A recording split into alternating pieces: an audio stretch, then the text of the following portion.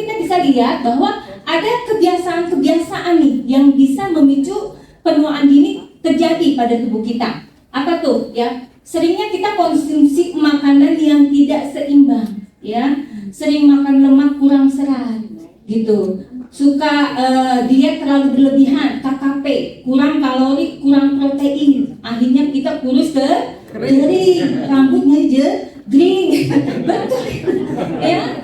Nah, tidak seimbang ini mempengaruhi sebenarnya kelihatan kurus, ya.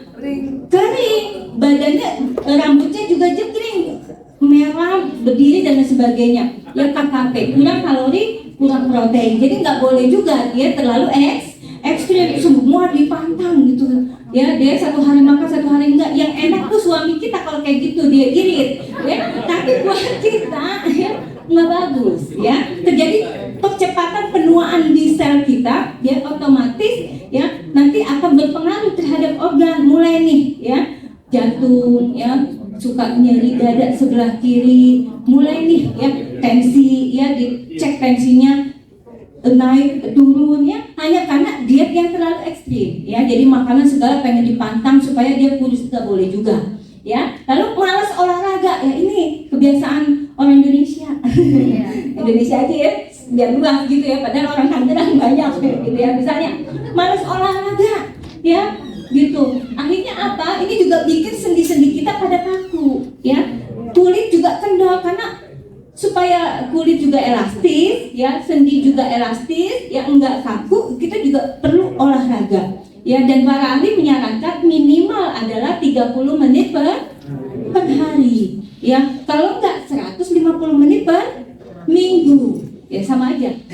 Ya, luangkan waktu 30 menit per hari, kalau enggak 150 menit per minggu. Yang penting continue, rutin, ya, supaya apa? Sendi nggak kaku, kulit nggak kendur, ya, dan lain sebagainya. Dan aktivitas organ di dalam tubuh kita juga terjaga. Lalu rokok, ya, kebiasaan merokok ini juga berpengaruh karena di dalam rokok ini banyak sekali zat-zat berbahaya, ya.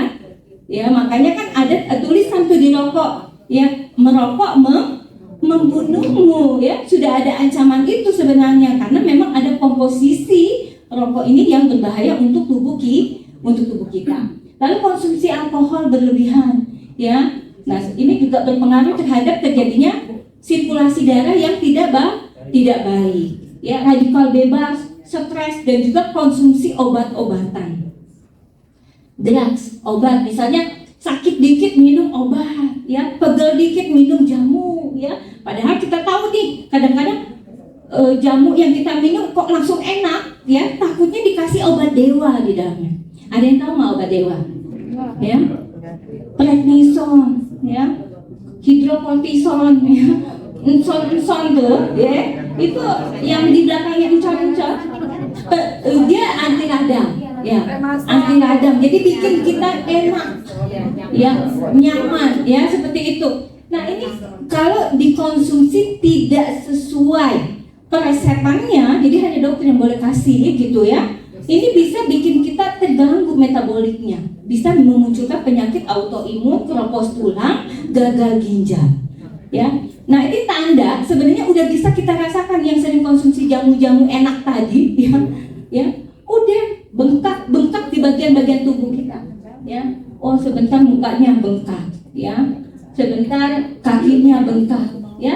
Nah, permasalahan seperti ini bisa saja ya ditimbulkan karena konsumsi obat tidak sesuai resepnya, ya. Nah ini yang perlu kita perhatikan. Lalu kita lihat, ayo ya cegah penuaan dini, ya, supaya kita bisa terhindar, ya. Salah satu pemanfaatannya kita bisa memanfaatkan functional food yang ada di Magic Life, ya. Apa?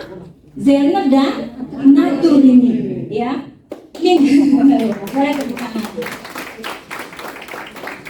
Minggu kemarin kita sudah sedikit bahas tentang pemanfaatan Zerner, ya, untuk penyakit kronis, ya. Yang namanya Zerner ini terbuat dari soy oligopeptida, ya, satu jenis peptida yang mudah ya diserap oleh tubuh dan 100% larut, ya, 100% diserap oleh tubuh, 100% larut, ya, dan memberikan manfaat potensial untuk mengaktifkan fungsi sel di dalam tubuh kita. Tepuk tangan dong.